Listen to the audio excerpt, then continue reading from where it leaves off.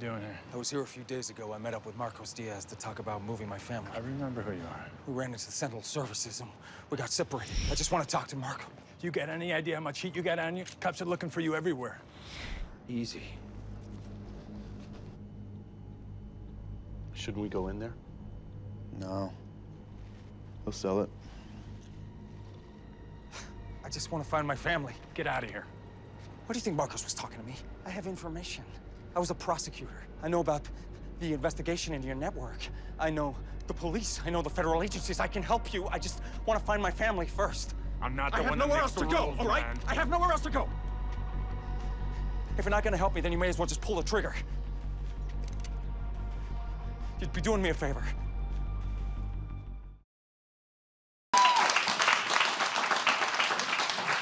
But before we even get into this, guys, it's his birthday today. So another round of applause. Let's hear it. And we're all gonna sing. No, we're not gonna do that. we're not. That would just be an absolutely unbearable 25 seconds of people singing to you. We used to have a little thing on True Blood where, when it was birthday time, somebody would come on set and there would be the first one of the day would be happy birthday, and then whenever that person walked into the room from then on, everybody would sing it. And then even if they just like had gone out the room and came back in again, happy birthday. And it became a thing for everybody all the time. It was very funny. Did anybody not take well to it? Like, was there one person one day who was like, all right, that's enough? Oh yeah. And everybody. if you like anything, you know, if you let people know that you're not enjoying something, then people tend to do it a lot more. Oh yeah, absolutely. Steven, tell me about The Gifted. How did you get involved in the show? What interested you in it? An X-Men fan? I was a big Spider-Man fan when I was growing up. I wasn't. I didn't. To be honest with you, I wasn't even really aware of any other comic books. I grew up.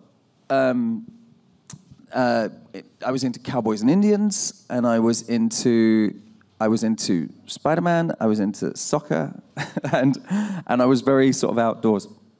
But when I obviously was very, very aware of the X world, obviously, but I then married Rogue, which really helped.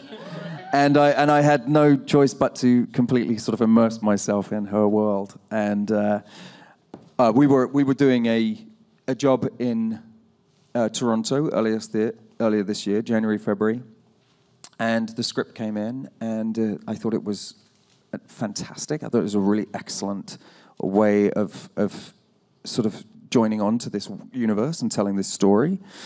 And I had one of those things. Do you guys know what an exploding link is?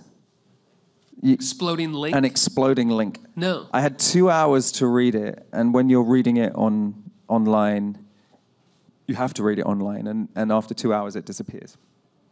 And I got them to put the link back up again so that Anna could read it, and because I wanted her advice and what she thought, and she was fantastic. She loved it.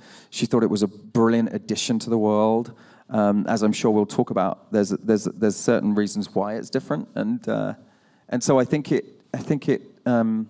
I was really into it. It's Bryan Singer who directed X-Men, and Multiple times. 4 times he's worked with Anna, and he's done even more than that, of course, because he did not First Class, but anyway, he's done a lot. Yeah, he did the first one, I think the second one, and then he left for the third one. Yes. And then he did the 4th one, then somebody else did First Class. Someone didn't did they? First Class, and then he came out after and did the next 2. Yes. That's a lot. It's a lot. X-Men. It's a lot of X in your world, and so yeah, and it just felt like I couldn't say no, and it wasn't that I was even necessarily looking at the time, but it was very fortuitous, and.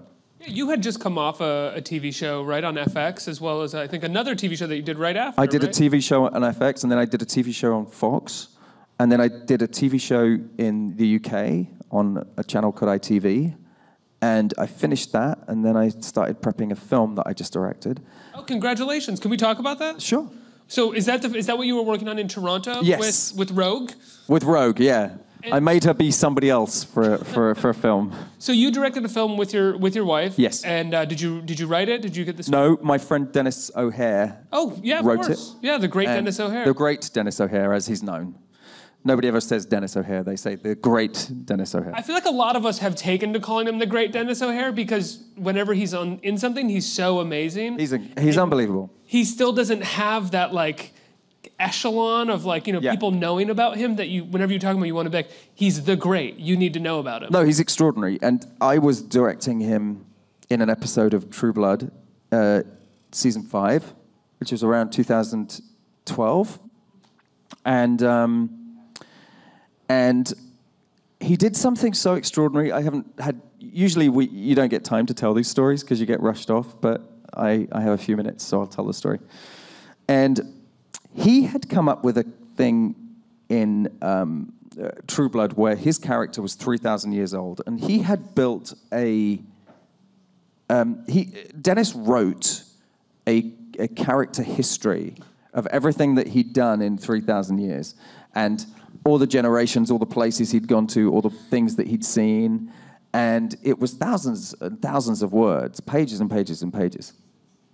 But one of the things that he came up with was that his character was originally sort of Austrian German.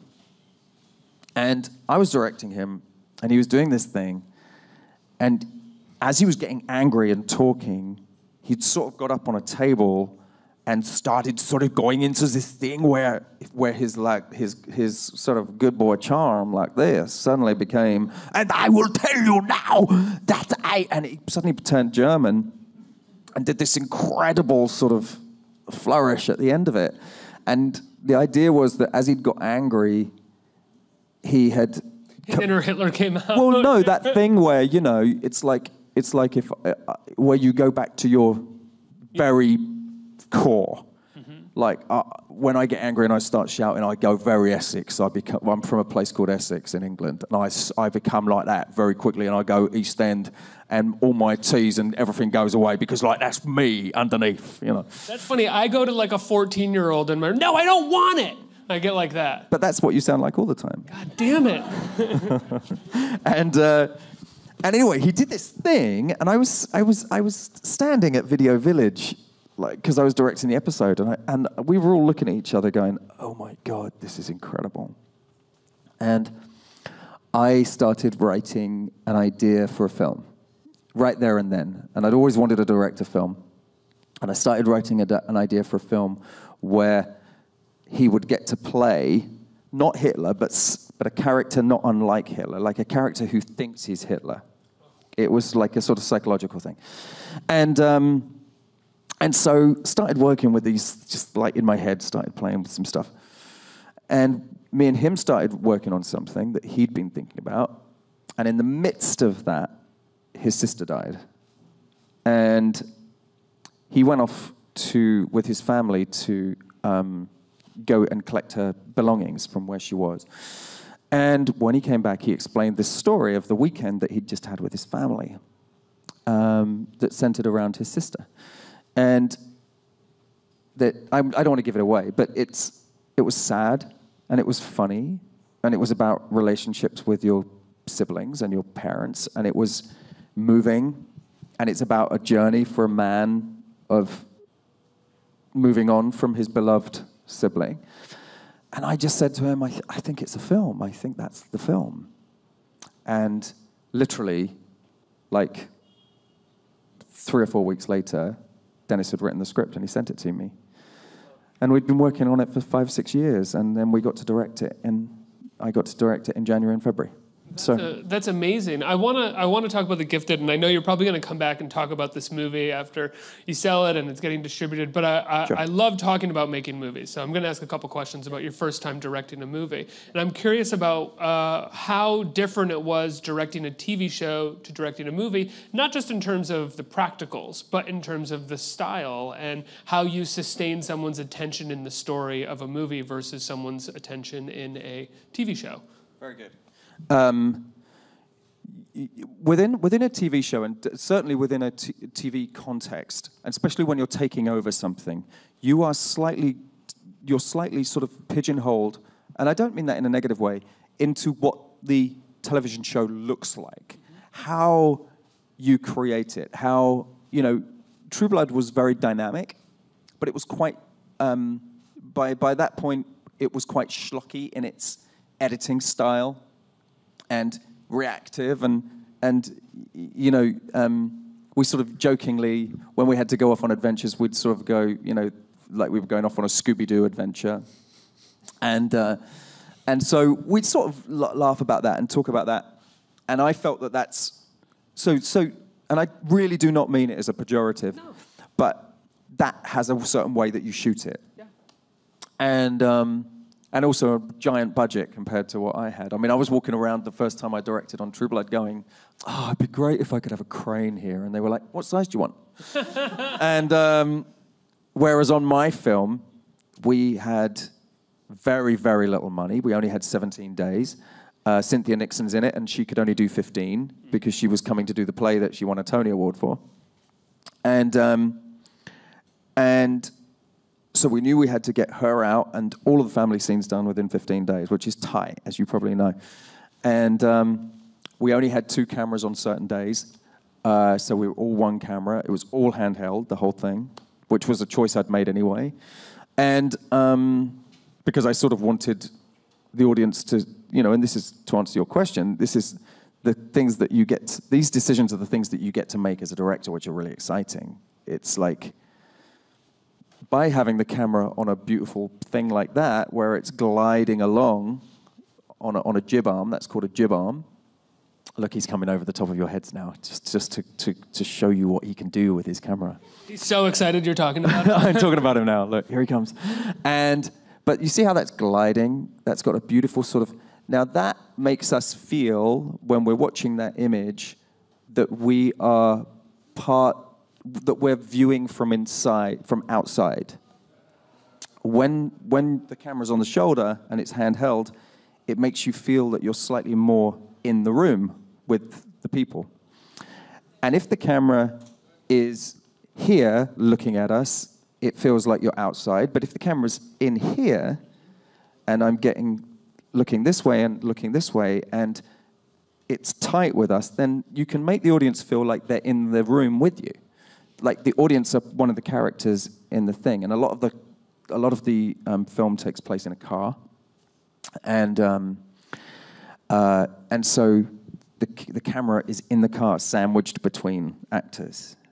So you, the audience, start to feel like you're experiencing what the actors are going through. And it's all these little things that we get to play with, that we spend hours and hours and hours talking about, and then you just watch and hopefully you feel, but... Isn't that the craziest thing about making movies, or just like making art in general that is like for a wide audience, is that you labor over these decisions and how they're going to make people feel, and oftentimes audience are like, that was good, thanks. Yeah. And my production designer is one of my best friends, and he will be talking about, do you really want the white border to be that big on the cup? And I'm like, I don't care about the cup. I'm looking at the actors. Yeah, but look, if that's in shot, why are those glasses there? Who put those glasses there? Whose glasses are they? Would he wear horn-rimmed glasses? And all of these things are discussions that you talk about. Would they have leather? Would it be fake? Would it be metal? Would it be wood? Would they be on a stage? It's all things that you talk about when you're because you're trying to put the audience into the place that this thing would have actually happened in. And every single one of those decisions that I'm talking about are things that we have talked about. It's extraordinary. Down to what kind of socks you would have worn. And even down to what actors' underwear is, even though you're not seeing it. Some actors will care about that stuff. What would I be wearing? What would the character be wearing? And all of that stuff is things that the director... Boxers or briefs, Stevens? What do we got here? Boxers or briefs? Yeah, it's like, I want the Hanes 5-pack, please, definitely.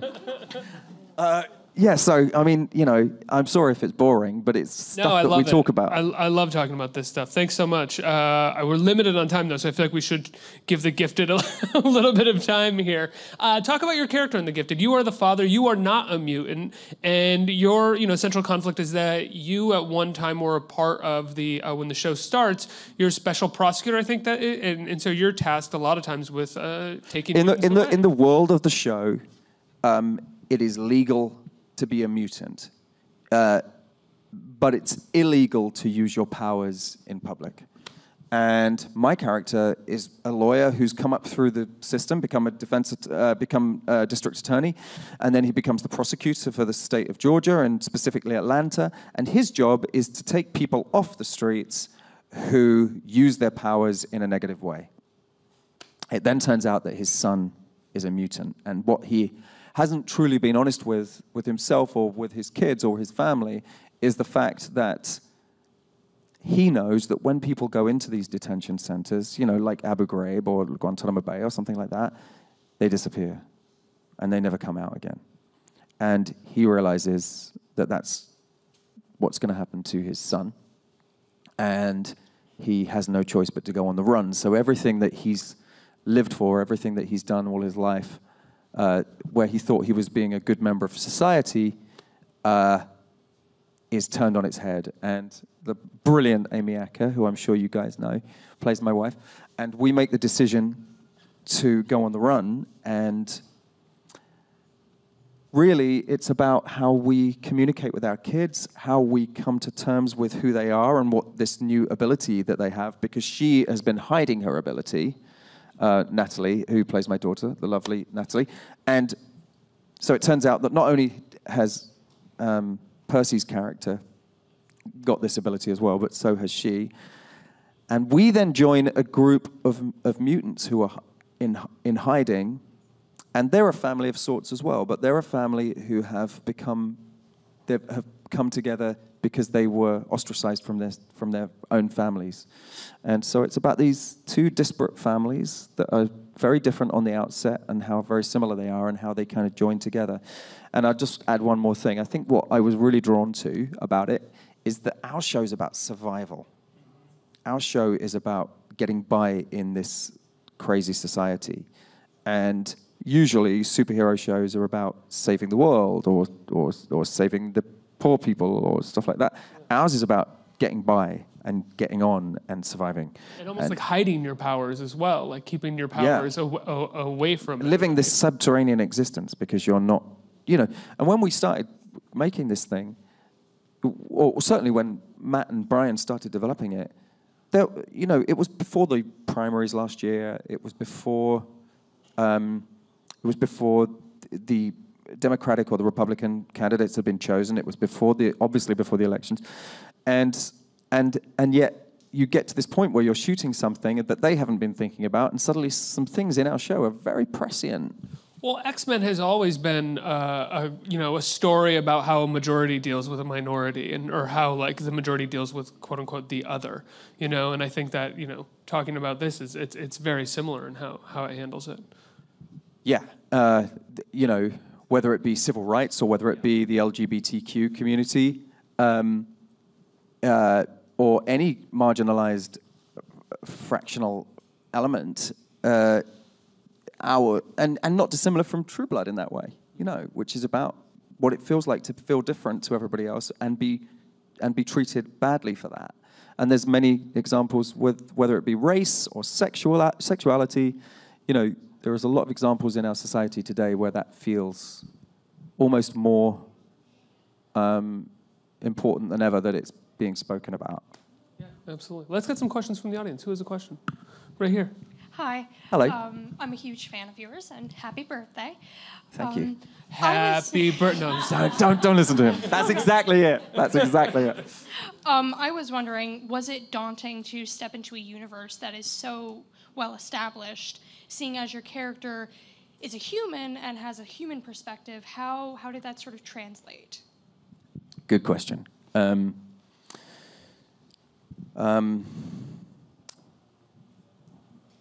Whenever you go into anything where you're,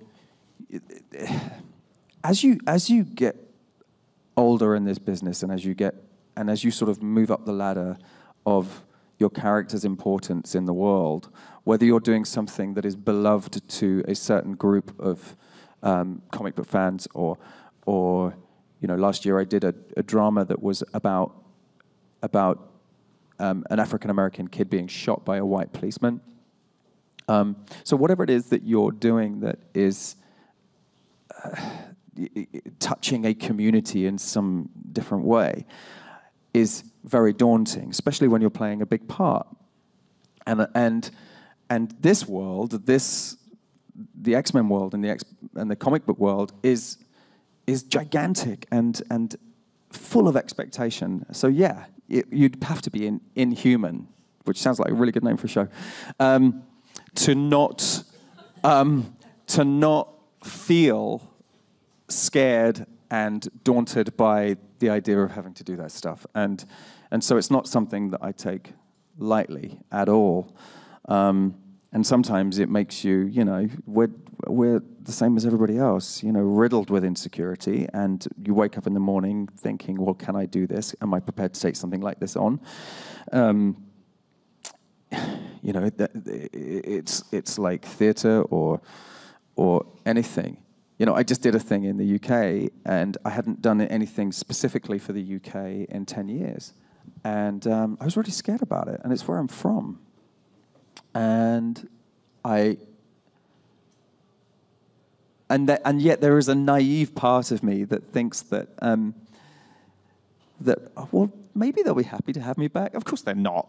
That they're just as critical as anybody else would be, But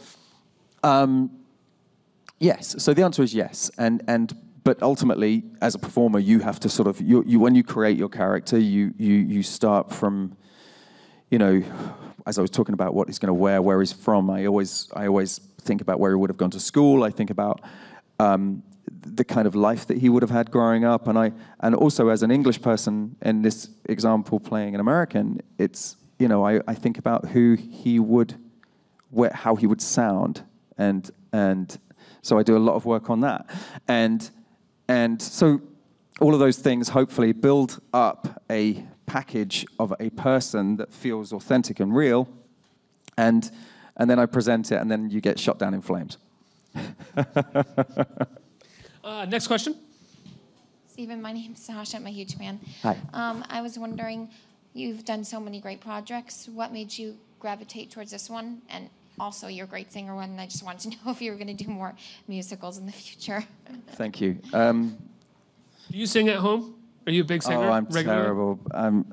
It's like if there was a volume switch on the back of my head, Anna would have it on mute all the time. I have that too. So what made me pick The Gifted? I touched on it a little bit already, but I feel like one of the things I felt that was really interesting in it, from an audience perspective, is that certainly at the beginning, the two characters are human and not mutants. The two people that the audience are watching experience. I love drama when it feels like the audience are learning the information at the same time as the characters are learning the information, right? So oftentimes in drama, in film, we will hint to the audience that they're going to get something first, or the characters will know something before the audience do. But I'm a big fan of everybody finding out at the same time. And, in The Gifted, you're watching these kids go through this, and you're experiencing it at the same time as the kids are, as the parents are.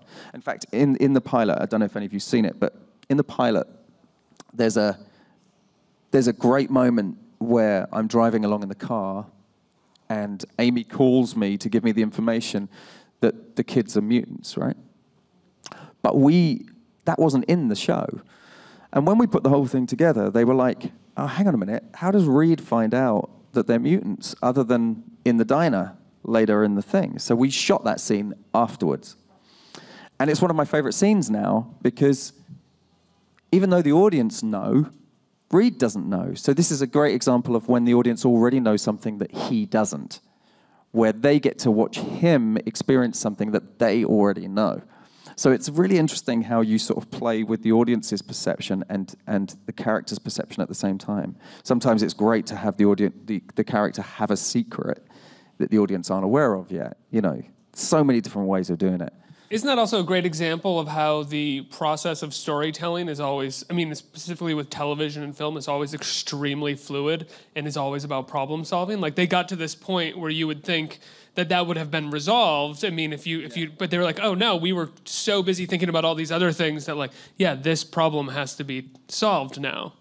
It's something you don't have the liberty to do on a 17-day shoot, unfortunately, when you're making a movie, right? No, that's right. And you don't get, certainly with our budget, you don't get to make it and then go, wouldn't it have been great if, let's go and shoot it. Let's go and shoot it. We didn't get to do that. There's a couple of moments in the film that I kind of go, why didn't I get that beat? Or, there's an obvious reason, because we couldn't do it. We were very lucky on this because Marvel was very behind it. Having somebody like Brian involved was really important. Fox were super engaged as well. So what it meant was that when they started creating the show, they were always going, how can we make it better? How can we make it better? I'm not going to hint what it is, but around episode 5 or 6, I had written to one of our showrunners and said, I feel like we're missing blah. And he said, that's very funny because I just had an email from somebody else saying that. And so we got together, we talked about it. I wasn't actually part of this conversation, it was higher than me, but they got together and talked about it. And so we inserted something, and because they're engaged and because Fox and Marvel love it so much, they went back and they inserted all the way back to episode 2 and inserted little beats of this particular idea just because they want the audience to love it. And so things like that are awesome. Well, it's just another great example of how this particular industry is rarely one person's vision. It's a lot of people coming together to make the best possible product, be it like an art film or, a blockbuster movie. And I'm sure, as you've all heard that expression, that a camel is a horse that was made by committee. I.e., we're going to make a beautiful stallion, but there's 15 people trying to make it, and because they can't agree on stuff, they come up with a camel, right? And often, poor camel. poor camel. I love camels. But often, because there's so many people with so many different ideas, it can be hard. Matt Nix, who's our showrunner, is great and very driven and has a great idea of what our show is. And so, I think so far, we've been really lucky, and it has this sort of thrusting energy that pushes it forward and works really well. Next question. Hey, man. Hi, you were just putting your Spider-Man shirt on, weren't you? Yeah, I got my Iron Man jacket. And then you took it back off again. Yeah, sorry. Did you get nervous? Were you like, I don't want to wear it, I can't wear it? I wasn't sure.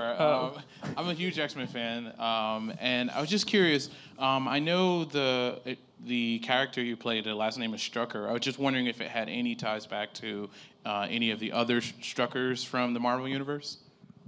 Good question. Here's the thing.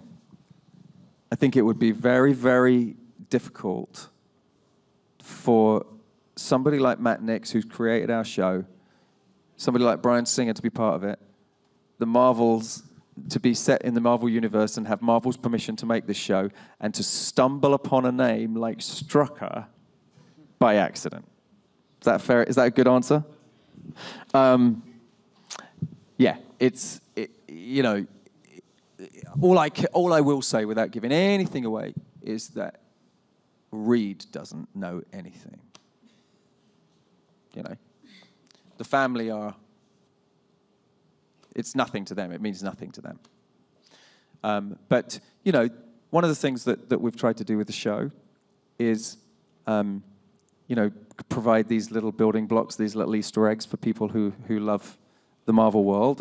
And so in the pilot, somebody's got a ringtone on their phone, which you would have known, but I didn't know when I saw it.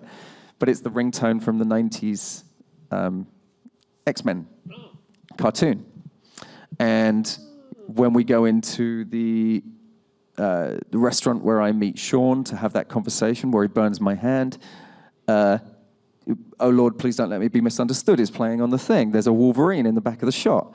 That when we go back to the gymnasium where the battle is happening, there's the wolf on the thing. All of those moments, they're built in. This is what we were talking about earlier. All of these little things, these little details. There's others as well, which people will pick up or not. they're there. The cups, things like that. And you probably all know this, but they're called Easter eggs. They're little things for people who are very, very invested to obsess over and write about on Twitter. But you can also enjoy the thing without knowing any of that. And I think that's really cool, interesting storytelling. You've been a part of a number of shows, some that have been on for multiple seasons, like many seasons, like True Blood, or maybe one season it lasted. And you are in the midst of the first season of this show. Do you look for, like, is there something about the second and third seasons that always feels better about shooting a show, or do you love the first season the most? Because oftentimes when it comes to the second and third, the writers know how to write for everybody, things change up a little bit. But the first season, there is this thing of like sort of going out onto the diving board and trying to figure out what you're doing. Another good question. Hell yeah. Hell yeah. I think the thing is that you ultimately are you're tied in at the beginning by an idea, by one script. I don't get to see all the other 12 for the rest of the season. I don't know what the rest of it's going to be. All I get is an idea of where the possibility of that thing can go. As you said, there is always this moment where suddenly you'll see something in a script where Alan Ball asked me, he heard me playing the piano one day. I was in a whole different studio. I was all by myself. I was away. He happened to walk in to get something. He heard me playing the piano. Suddenly, Vampire Bill played the piano. And those little beats, those little things, Matt Nix loves those little details. Lauren, in the pilot, was on swim team. And he heard that Natalie sang in her school choir in real life. Lauren became a member of a school choir rather than swim team. And it's these little things where it becomes personalized to you. And that's one of the great things about television, is they see your strengths, they see where you can go. And sometimes it might be the opposite. They might go, okay, we've seen him do that. Alan did it a lot on True Blood. We've seen him do that, we've seen this, let's totally turn that thing around and make it something else that this person can do. And that often is because they have faith in you. So, yes, I mean, one of the disappointments of my last few years was that Bastard Executioner didn't get the chance to be what it could have been. Kurt's a friend of mine, and I love him, and I would have gone through that process all over again just to be part of that world. But Kurt wrote me an extraordinary character on Bastard Executioner, and I had dreams of playing that for years, and sometimes it doesn't happen. Yeah. I think we have time for one more question. Hi. Hello. As an established and talented actor-director, I was wondering what your advice was for people just starting out in their career. Whenever anybody asks me about direction, I'll start there. The very first thing I always say is, have you got an iPhone? iMovie, I think, is free, but if it's not, it's $4.99. And one of my a director that that I like very much is a guy called Shane Meadows in the UK. And Shane started with a video camera on the estate, the tenement estate that he grew up on, council estate. He'd knock on people's doors and go, will you come and be in my film? And he would film in real time because he didn't have editing equipment.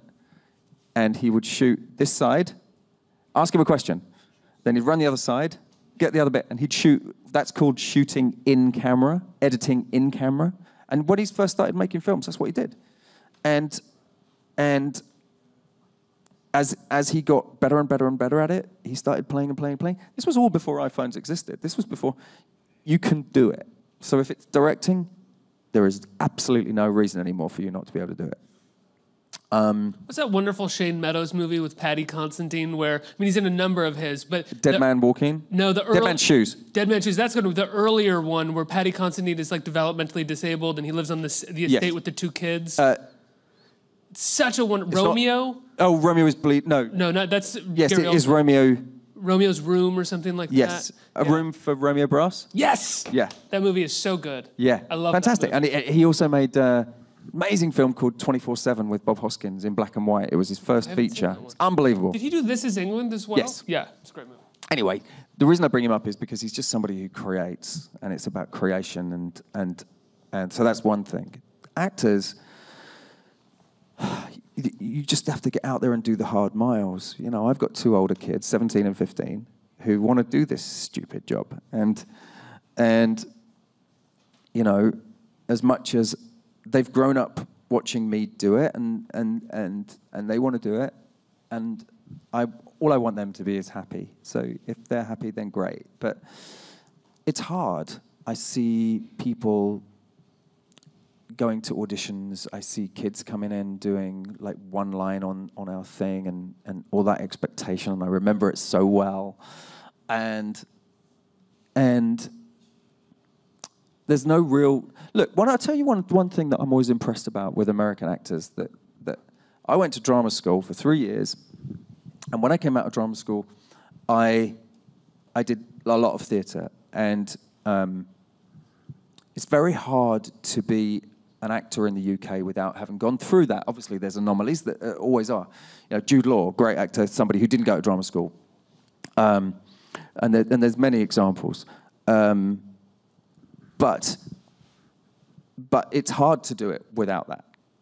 And you have to get really lucky. Here, it's slightly different because you can go to LA and you can say, I'm an actor. But you just can't do that in London because everybody go, yeah, all right, Big Mac and fries, please. So in America, you can do that. You know, that's one of the things that attracts everybody to America, is that you can be anything you want here. And in LA, you can go and you can say, I'm an actor. Now, I will finish work sometimes with people who have come in to do maybe a lead or a small part, and on Tuesdays, after they've finished a long job, they'll go straight to class again, straight back into class. And I think that's amazing. And, you know, it's very much about practicing what you do, going and doing it. And the more you do it, and it's, you know, me and Blair Redford, who's on the show, we were talking yesterday about he used to play a lot of tennis, and I used to play a lot of table tennis. And I would sit, my next door neighbor was a table tennis pro, and I would go around there and I would just play. He'd go, right, 100 backhands. And that's what I do. And I did that for hours and hours, and I'm really good. And Blair did that with his tennis racket in the back garden with his tennis ball, and then he played college tennis, you know.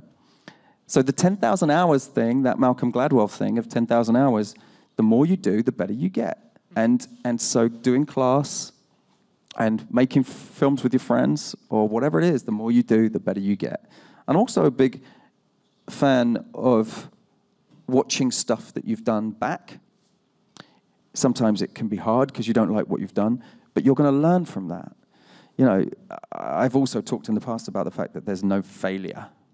And anything that you do that might not be something that you liked is a stepping stone, and it's a curve. I'm not going to do that again. You know, I'm not going to make that choice again. I don't like what I did there. It's not narcissistic. It's trying to learn your craft. You know, it's as simple as that.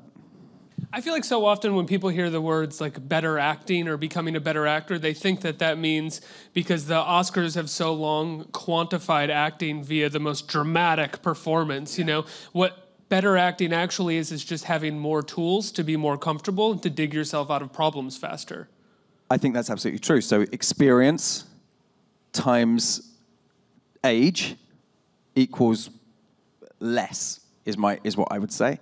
Is like, I'm not going to say who he is on the show, but I was working with somebody yesterday who is older, and me and Blair were watching him and just going, he doesn't have to do anything. It's all etched in there. You know, so when you start out, you're like, how long we got? Keep going. I mean, we're good, right? We're good for a sec? All right, so I'll tell you a quick story that I told Blair the other day.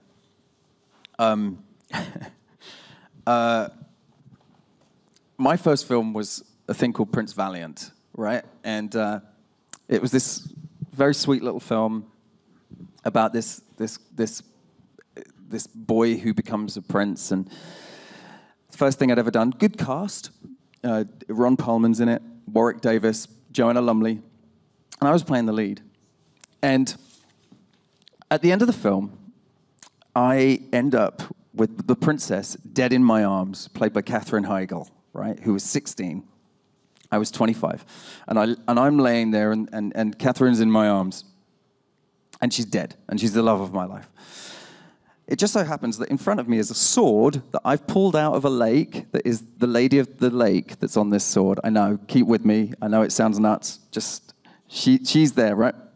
And so Princess has dead. So I'm upset. And I'm screaming to the heavens, why? Why?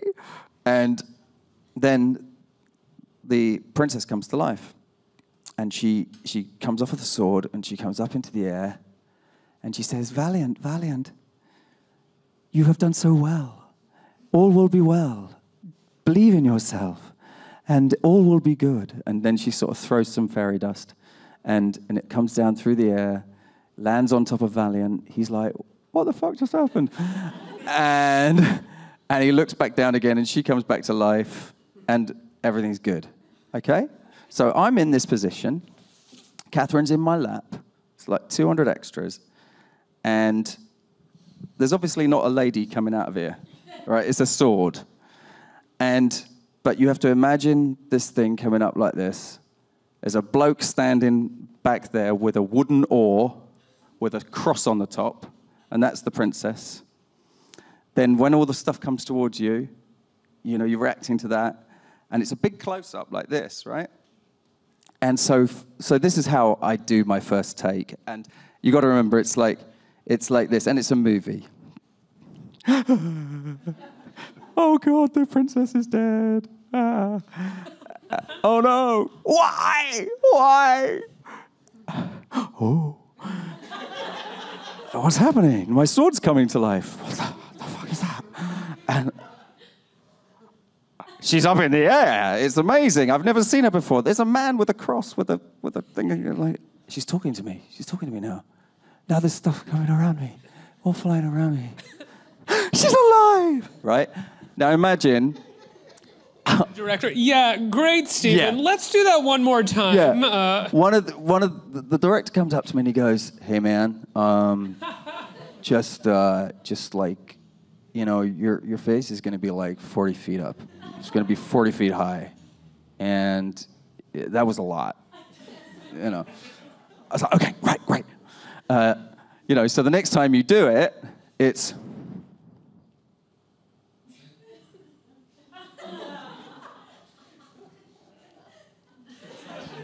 And until you kind of learn that there is this, you know, showing all of that is bloody hard, especially when it's a bloke with a stick with a cross on it, you know, who's literally standing there like this. And when's lunch? Yeah, and so all of these things are things that you learn, and me and Blair were talking about as young actors having to do all of this stuff with green screens and how difficult it is. And we were watching this actor that we were working with, who will remain nameless, and all he has to do is this. And it's all there. That man's life is just all there. And you, as an audience, project what you want to see onto that amazing face. It's like the Kuleshov effect, right? You know, Eisenstein's editor. Oh, yeah. In 1919. God, I'm blathering on. Do you want me to stop? I love it. No, go. Now you're talking about Eisenstein. That's amazing. Eisenstein, Russian director. His editor was this guy called Kuleshov, and he had this idea where he could put like an old Russian babushka, just looking like this, right? She's just looking. There's no expression on her face. She's just looking, and then he puts an explosion. And then we cut back to Russian babushka. It's the same image, very important. It's the same image. Then a baby crying. Then a ball bouncing down the road, back to the lady. A car crash, back to the lady. All these different events, something amazingly happy, a wedding. And every time we see those things, we go back to the lady in exactly the same way. It's the same piece of footage. But every time something has happened, something great, we go back to her. Oh, she's really happy. Car crash. Oh my God, she's really sad. And it's the same piece of footage. So it's about how you project onto the audience what you can do. And if we want to believe it enough, we will see it in the face of the person who's doing it. And there you go. It's called the Kuleshov effect. And that's why, like, so many of the kind of like great like leading men, like a John Wayne or a Harrison Ford, are generally known for their stoicism. But their stoicism is also it's the gateway to all of the stories. There's a reason that they're stoic and that they exist in this sort of leading man world. And you spend loads of time thinking about what they have done and what they've been through and what they've seen, and therefore they are non-reactive. And then when they do show that tiny, tiny bit of emotion at some point, Steve McQueen was really good at that, wasn't he? When you finally see that little bit of emotion, it feels much bigger than it is, because it comes. You're waiting for that. Yeah, it's amazing. Well, now I think I have to let you go. I'm sorry, Stephen. I always love talking to you. Thank you so much for coming in. The Gifted is on Fox. What night can people check out The Gifted? It's Sunday night at 9 p.m. Oh, no, it's not. That's a lie. That's in England. It's Monday night at 9 p.m. on Fox. Please watch. I'd imagine you're in the midst of cutting your film right now, but we'll probably Finished. Finished. And it's into a couple of festivals, and we'll wait to see whether we get in. Oh, fantastic. Congratulations. Stephen Moyer, everybody. Let's hear it. Thank you, guys.